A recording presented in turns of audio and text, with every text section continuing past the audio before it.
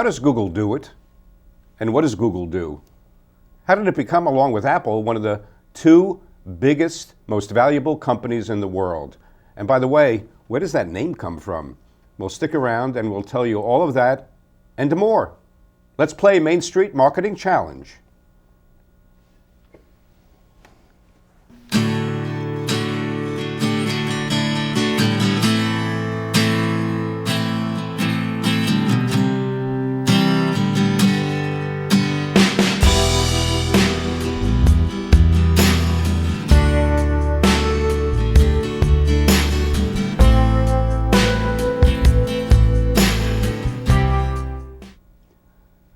Main Street Marketing Challenge looks at the goals and the challenges facing businesses of all sizes, and we suggest solutions to enhance profitability and extend customer reach in the most efficient way possible, which Bruce Mishkin, who is sitting with me, and I'm Bruce Apar,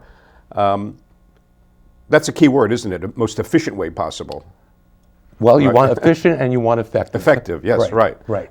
But what we're going to be talking about today, especially Google and Google advertising, doesn't get more efficient than that, right? That's no, and Google is efficient, but what we really want to talk about is we have this service called Google, and how does it work? Right. How does it work? How does it make money? Right. You know. And so why don't we just dive right into that and talk about how Google does work. And we prepared a bunch of slides in the style of PowerPoint to help illustrate as we talk during the next 30 minutes what Google is all about and how it works and how it can help you as a business find your customers and again find them in an extremely efficient and cost-effective way. Right. So how does Google make money is the first question to kick off the discussion. So why don't we talk about that, Bruce? How does Google, as the screen says, how does Google make money? Yeah, well, it's kind of interesting because, you know, everything that we get from Google and do on Google is essentially free. Right. When you talk about Gmail or, you know, and if we could show the next slide. Think about all the things that we get from Google. You know, for instance, if we could have the next slide. Yeah, it'll come up in a second. Okay. Yeah. So right. So it's not just the search engine. It's much more than the search engine, but it's the search engine that makes them money. Okay. Right. And if it's free to us, the question is, how does it make money? And think about all the things that we get from Google. For free, we get Google Search, which you'll see on top with the search bar box underneath. Yeah, right. We have Google Drive for online storage in the cloud. We have the Google Chrome browser, which we use to do all our internet browsing. Gmail, Google Maps, our navigation to the stars. YouTube. And Google apps like, you know, Google Docs and Calendar, and Google Calendar. Yeah. This sheet was not big enough. Right, it's not meant to be comprehensive. But you get an idea that everything that we get by and large from Google, and there are some exceptions which we can go into later, is free. Right. So how then, if we can go to the next slide, how then does Google keep going like this? And make money, you know, by the way. How are they making money? And the fact is, in 2015, Google made this is not their profit, their revenue, $67.4 billion in revenue. In revenue, right. Okay?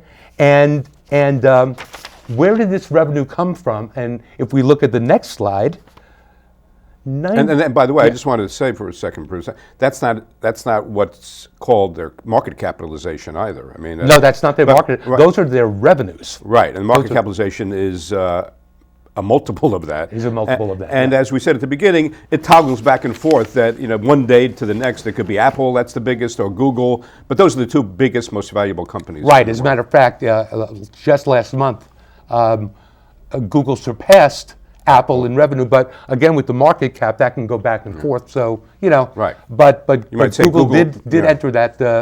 enter that position. But Yeah, they took a where bite does- out of Apple. That's right, But we're asking, so of this 67 billion, 90% of which came from Comes from advertising. advertising, Comes right, from advertising. So, have you seen ads on Google? Do you know what? Right, what, I was going to say, what ads and look like? it's not what people think of as traditional advertising. No, it's right. it's not traditional advertising. And if we can have the next slide, you've probably seen something like this on Google. And Right. we've given an example here. Yesterday, I went on Google and I just typed in the words podiatrist. That's it. I didn't type. Which I believe is a foot doctor. Is a foot doctor, right? Right. I got to the bottom of it, and Okay. and Must you have yes, a lot of soul, podiatrist is a foot doctor, and I put that in, and then up on Google's search page came a number of ads. Now, if you search for a product or a service on Google, you're going to get results that include both ads, and you'll see them at the top of Google's results page. At one time, as recently as 2 weeks ago, Google showed ads on the side of the search page. The right side. On the right side of the search yes. page, and they've taken them all away. But that's a subject for another show. Right. So, and let's just stop for 1 second, Bruce, to talk about this. I know this is one of your pet topics and specialties. One of your areas of expertise. That it's important for businesses to know, such as a podiatrist, that what a future patient, let's say, may type in to Google if they're looking for a podiatrist may not be the same words that the doctor would think of, right? That's right. I mean, I theoretically could have put in the words foot doctor Right. instead of a podiatrist, yeah. and in all likelihood, this same ad would have come up. Or maybe they could put in bunions. They could put in right, bunions anything or like that. Right. corns or Athlete's foot. Right. ingrown toenail Right, or right. whatever it might be. People very often, when they're searching, talk about their symptoms rather than the type of person That they're looking for. Yeah. they're looking Right, for right. or who can ameliorate those Right. symptoms. But in the case of a podiatrist, this is a lot different because you saw an ad for a podiatrist. Right. It's not like magazine advertising Right. where you're buying space on Google's page, Right. and there's a charge for that space, and it's not like TV where you're buying a 30-second commercial. Right. Okay, what you're buying with Google are keywords. Right. So you're not just to review what you just say. You're not buying space or time. Right. You're not buying You're not space buying- or time. You're buying words. You're Yeah. buying words, and you better have a lot of them because people are different. So just like somebody could put on Google foot doctor, podiatrist, podiatrists, because Right. they want to see a list of podiatrists. So some people use plural, some people use singular, some cure for athlete's foot. Right. And not only, the fascinating thing about this very 21st century form of marketing and advertising is not only are you buying words, but in a very real manner of speaking, you're betting on somebody's behavior. When you buy that word, you're betting that people are going to put that word in, and then you want them to end up at your website. Right. And different words have different words have different purposes. Right. Very often, you want to determine, is somebody doing research on this topic, or are they looking to buy something? Right. Okay. Okay. Are they just window shopping? Right. Or, Right. buying? But Yeah. but not even window shopping. Just Right. researching.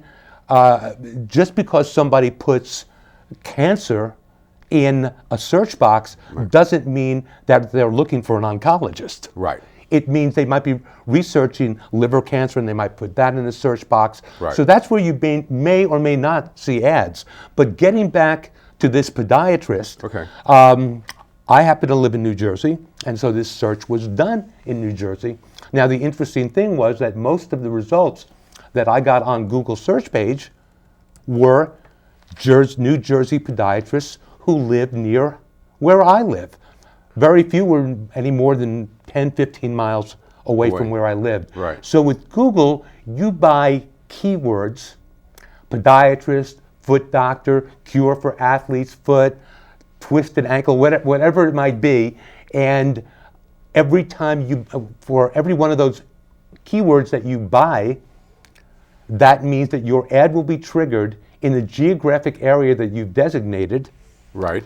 to show when you put that keyword in. Now, you talked about efficiency earlier. Yeah. The efficiency and the great difference between Google, advertising on Google, and advertising almost anywhere else is that on Google, people are asking essentially to see your ad or Right. to Right. get very, very specific information.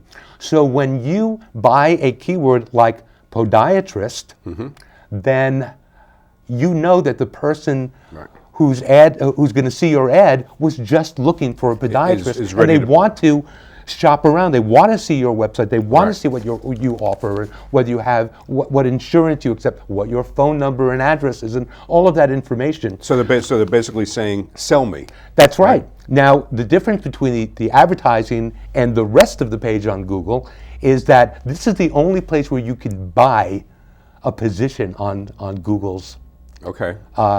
results page. Right. Google decides everything else. The organic search. The organic, results, yeah. the organic results. These are paid results. Now, I mentioned the word buy, B-U-Y. Yes. Well, it's really interesting because there isn't a set price to buy advertising. Right. The price of advertising on Google is determined by the advertiser. Right. Google is an auction, Yeah. and you bid against other advertisers for keywords, and with all else being equal, if you want to pay for a keyword, you see what other advertisers are paying. If you want to appear higher in the search results, you have to bid higher than that. Right. It's far more Complicated. complex Right. than this. It's a very simple explanation. We can talk about the nuts and bolts at some other time. Later, yeah. But Richard, if we could get the next slide. Yeah. Okay. Just let's say that you're thinking about your marriage not being in as good a shape as possible. Okay. Okay. And you're thinking about divorce. Right. You just don't want to be Certainly married would anymore. not be me. I'm very happily married. We're very happy. Yes. But you go online to look for a divorce lawyer. And as you can see here, I put in Google divorce lawyer. One of the ads, and this was the first ad that came up at the top of the page, was for a company called Weinberger Law Group. And as an advertiser, you choose what words you want to use in your ad, Right. hoping that the words in the ad are enticing enough so that somebody's going to click it and then visit your website. Right. And that's the way it works. So again, in the case of divorce lawyers, if you saw all the advertising results on there, all you saw were divorce lawyers reaching out essentially to people who were looking for a divorce lawyer. Right. So the efficiency comes in again. You're not spending advertising dollars on people who are not interested in what you have to sell. Right. You're only reaching people who are coming to you, putting in a word that indicates, I'm looking for a divorce lawyer. The divorce lawyer bids on, buys that keyword divorce lawyer. Now it could be family law attorney. Right. It could be divorce attorney. It could be getting a divorce. Right. Any number of keywords. You have to make sure that when you're building your keyword list, Right. that you have all the different words and phrases that people are somebody using is, for yeah. essentially the same thing. Somebody might put spousal support. Right. Well, maybe they've been divorced already and they want to change the terms of the divorce agreement, so they're looking for a lawyer that can help them with spousal support. Right. So the same attorney will buy that term as well, so that their ad will show. And that's, again, that's a stellar example of efficiency, but at the same time as the ad that we just were showing on screen, and we have other examples, illustrates, there also has to be, to gain that efficiency, there has to be an economy of words, right? Right. You can't use, how many words can you use? It's not even a matter of words. Google allows 95 characters. Characters. And a character includes spaces, commas, Right. periods. And let's say an average word is maybe 6, right? 6 or 7 characters. So you're talking about what, 15, 16 words? Yeah, at best you have 25 characters for your headline. Right. Okay. So that's not included in the 95. No, it is. Oh, it is? It is. Oh. And then 2 lines of no more than 35 characters each. Oh, okay. So that's So very you're really tight, limited, very and tight, yeah. you know, as we do, we when we work with clients, we write their ads, and number one, you want people to click on your ad. Right. Okay, you don't want them to click on somebody else's ad. Right. So the wording of your ad is so important and so critical. It's and Google has a term for it called click-through rate. Right. And that means of the percentage of people that see the page that your ad is on, what percentage of those people click Right. your ad, not somebody else's, your ad. So, you know, we mentioned the auction and buying keywords. Keywords vary in price. You can spend 5 cents Right. to buy a keyword, but it's not going to show up if everybody else is bidding $4.78, $5, $5.13, $6 for a keyword. Right. The more competitive an industry is, the higher the keyword price is going to be. And we should mention, by the way, also that Right. Google's proprietary name for keywords Right. is AdWords. Well, Right. AdWords is the advertising system Right. by which you can set up and manage Keywords. a Google advertising campaign. Right. You can see which keywords are being used when people are clicking on an ad. You may find, for instance, that let's say it's a real estate lawyer. You may find that when somebody uses the word real estate lawyer Right. and your ad comes up, maybe 2% of the people who see that page click your ad. You may have the term divorce attorney, and for whatever reason, your ad shows, because you use that keyword divorce attorney, your ad shows, and that's $1 more. Right. It just depends on the competition. There are some businesses, and speaking of attorneys, personal injury lawyers who stand a lot to gain Right. from a case in which they're defending somebody for medical malpractice or slip and fall or dog bite Right. or whatever that might be. Very often they take these cases on a contingency basis, Yes. but the payout on a big case can It's be big, yeah, 500,000, $1 million, $2 million, $10 million, $30 million, Right. and the attorney usually gets 30% of that. And so personal injury lawyers will pay a lot more for a keyword because they know what's at stake.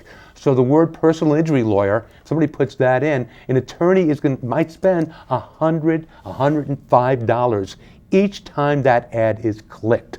Right.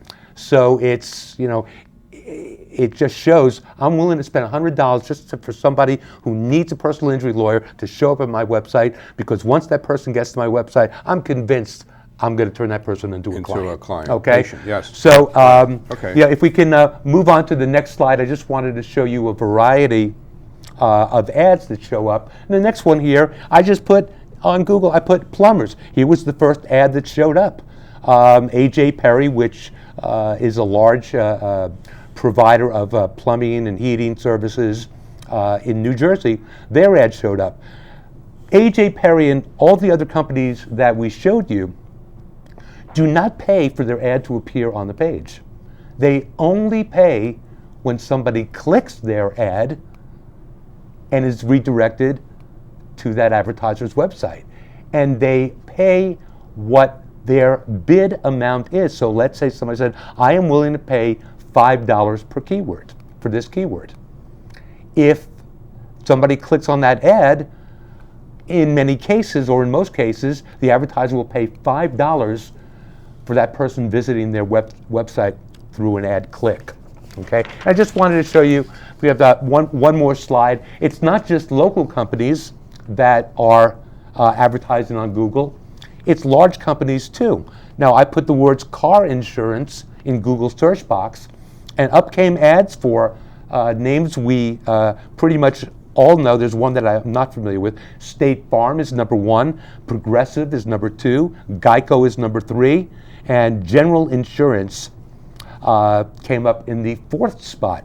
Oh. All of these are competing for position on Google's search page when somebody is looking for car insurance.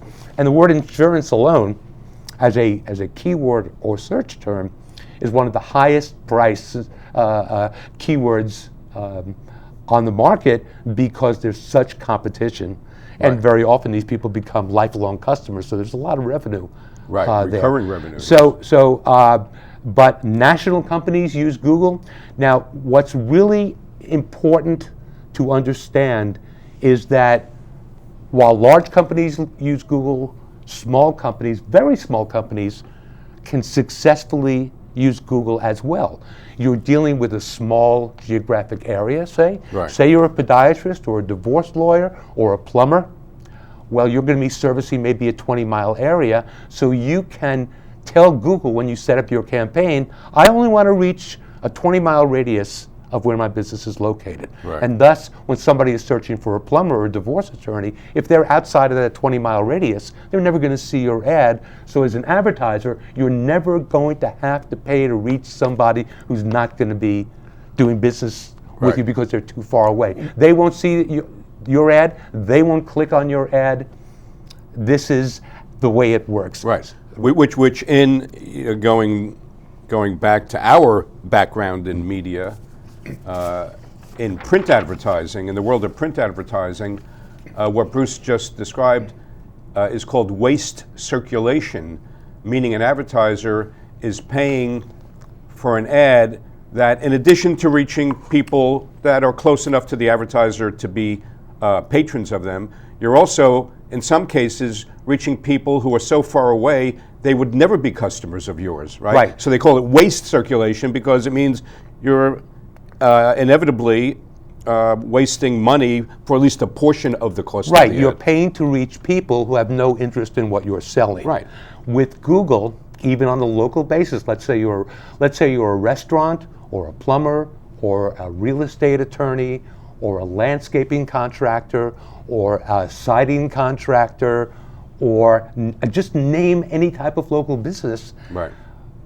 You go on Google yourself and you look there as a business person and type in, if you're a divorce lawyer, type in the word divorce lawyer and see what shows up Right. on that page. And they're going to be, for the most part, local lawyers, your competitors. They're on that Google results page because they advertise there. They're capturing the searches and Right. responding to the needs of people, and you're nowhere to be found on that page. Right. So by default, your competitors are going to get that business. Yeah, and also I want to add, because again, our background very much is in print advertising, that isn't the case nearly as much. The waste circulation that I described is not the case really nearly as much with local community news weeklies, because they only circulate within a very tight area. Right. So if you're an advertiser, the odds are almost everybody seeing your ad is going to be a potential customer within proximity of your business. And the same thing applies to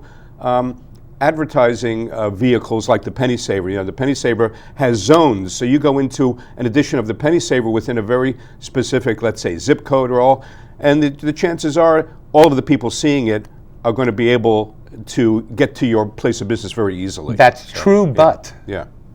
how many are interested in what you're selling? Well, let's but- say that you're an Audi dealer. Right. Okay. Well, and you're promoting in an ad, Right. a print ad, a $75,000 car. Right. Well, even though you're advertising to everybody in your immediate area in print, Right. well, what percentage of those people are in the market for a car, number one? Right. Can afford a $75,000 car, number two. Right. So what you're dealing with there, even on a local basis, to a large degree, is wasted circulation, because only a portion of that readership is in the market for a car and for a very expensive car. Right. With Google, if somebody enters on a search box, price for Audi 8, Right. okay? Well, guess what? Only companies selling Audis and Audi 8s are going to show up in Google's results. Oh, absolutely, And, yeah. and the Audi dealers or dealers that advertise on Google, they know that the people that are seeing their ads are actively looking or researching Audi and a specific model. All right, but they about work, it. as you know, and I know you agree. You know, you don't disagree with this. Different channels or forms of advertising work together, Right. Like print media, Right. and let's say AdWords or Google search or search engine marketing (SEM). because what prompted the person to go online to search for the Audi? It could have very well been a print ad, and in many cases is. It could have been a print ad, and by the way, any of my remarks about advertising in print are not to mention disparage print. Right, and they're not mutually exclusive. They're not mutually exclusive at all. Right, But it's really a matter of, a print ad gives you one image for your company. Right. A website or an online ad, the online ad itself won't give you an image of the company, Right. but the website will. But they do work together. When you see a Geico billboard on the highway, right. okay, Exactly, right. or Just Progressive or reinforces. whatever it might be, Right. it's just reinforcing. As a matter of fact, there's a lot to be said for print advertising, television advertising, outdoor advertising, because let's say somebody's exposed to all your advertising, but they end up, when they're ready to buy something, going to Google to look for the business or the company that sells that. Right. Well, if somebody recognizes your business on a Google page because you do a lot of newspaper advertising, you do cable TV advertising, you do have billboards, there's already a precognition, maybe you know that business. So when somebody sees your ad on Google, they'll, oh, I know them, and you click that ad. So it certainly does help. Richard, if we can just see the next slide. And we have to move it along because we're close to the end. Yeah, we're close to the end now. Yeah. Just this is a little different type of search. Right. I've showed you examples for essentially brick and mortar businesses that have an office, a location. If it's a doctor's, lawyer's offices. A plumber will come to you, but they certainly have offices somewhere. Okay. This is an e-commerce search because I searched for men's sweaters. And you'll see here the top results, advertising results, were Macy's, LL Bean, Joseph A. Bank, and Brooks Brothers. These are all names we know. Right. And they're probably advertising all over the country. They're getting lots of clicks. But you'll also see on the right side something that says, shop for men's sweaters on Google. Well, what's that? Those are also ads, and they're known as product listing ads. Right, PLA. And this is another way in which Google gets its revenue. It's $67+ billion in revenue, and again, almost all that revenue, 90% of the revenue is coming from advertising. Right. About 70% is coming from these little ads that you see in the Google results page, and then there are other forms of revenue. And then quickly, just just to give an idea of how serious many large advertisers are, on the next slide, here are Google's 10 largest advertisers and what they're spending. And as you can see, Amazon is number one. Last year, they spent close to $160 million on Google, and that entire budget was devoted to people clicking on those ads. So it's $157 million in clicks. Going down the list, Priceline, AT&T, Expedia, Microsoft, Experian, Walmart, Sears, IAC, which owns Match.com, along with a number of other properties, and Apollo Education Group, which is probably an online college. I don't think it's the University of Phoenix, but it's one of them. And and that's great, Bruce. All this information was terrific, and I want to thank you, because I know you did a copious amount of research. All I had to do was search on Google. That's right. And as we close the show, we mentioned, where does the name come from? Well, I know Bruce and I growing up, and a lot of you may remember the word Google was Googol. It's a number, which is the number 1 followed by 100 zeros.